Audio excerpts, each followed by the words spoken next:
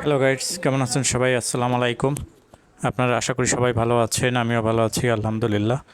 আজকে আপনাদের নিয়ে আসছি আমাদের একটি ছাদ বাগানে। ছাদ বাগানটি অত্যন্ত সুন্দর। দেখেন কি পরিমাণের এটা করমচা। করমচা কি পরিমাণে ধরছে, গাছটি একদম ছেয়ে গেছে।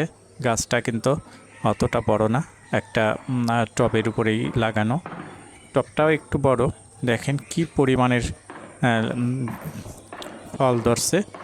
করমচা একদম পাতায় পাতায় ছেয়ে গেছে। পুরো গাছটি করমচার ভারে নুয়ে পড়েছে। দেখেন প্রচণ্ড পরিমাণে। আর করমচাটা অনেক সুন্দর, সুস্বাদু। পাকলে পরে এর স্বাদও মিষ্টি। করমচা অনেক ভালো। তো আপনারা যে যেখান থেকেই আমাদের চ্যানেলটি দেখছেন, আমাদের চ্যানেলটিকে একটু ফলো দিবেন, লাইক করবেন, শেয়ার করে দিবেন, যাতে সবাই দেখতে পারে। আর আপনাদের ভালোবাসা, আপনাদের ভালো লাগাই আমরা এরকম বিভিন্ন অনুষ্ঠান দেখাই, বিভিন্ন ভিডিও আপনাদের কাছে উপস্থাপন করি। আপনারা দেখতেই পাচ্ছেন কি পরিমাণে করমচা ধরছে। পুরো গাছটা ভরা সেম করমচা, এত সুন্দর ধরছে। আর এটা কিন্তু আপনি যখন আপনার নিজের একটা যত্ন করা গাছে এরকম ধরবে, আপনার মনটা কিন্তু এমনিতেই ভালো হয়ে যাবে। আপনার মনটা কিন্তু ভরে যাবে যখন ফল আসবে। এই গাছটি এবারই প্রথম না, এবার দিয়ে দ্বিতীয়বার। প্রথমবারও বেশ ফল আসছিল, কিন্তু এবার অনেক বেশি আসছে। আর এই গাছটির এত সুন্দর একটা গুণ, এই গাছটি তেমন যত্ন নিতে হয় না। সারা বছর মোটামুটি একটু পানি দিয়ে রাখলেই হয়। আমি সময়ের ব্যস্ততার কারণে গাছটি তো ওইভাবে যত্ন নিতে পারি নাই, সার টার তেমন একটা দিতে পারি নাই। আর এবছর তো প্রচণ্ড পরিমাণে রৌদ্র খরা, কিন্তু পানি দেওয়া লাগছে। দুইবার পানি দিলে পরেই ভালো হয়, কিন্তু সেটা সম্ভব হয় নাই। আমি প্রত্যেক দিনই সকালে পানি দেওয়ার চেষ্টা করছি।